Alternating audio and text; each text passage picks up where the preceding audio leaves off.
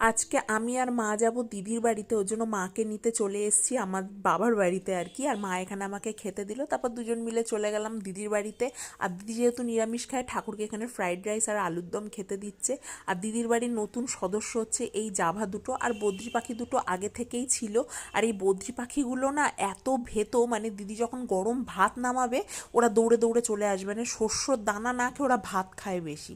তো দিদি আমাকে আগের দিন জিজ্ঞেস করেছিল যে আমি কি খাবো, তাই আমি বলছিলাম ফ্রাইড রাইস আর চিলি চিকেন খাবো।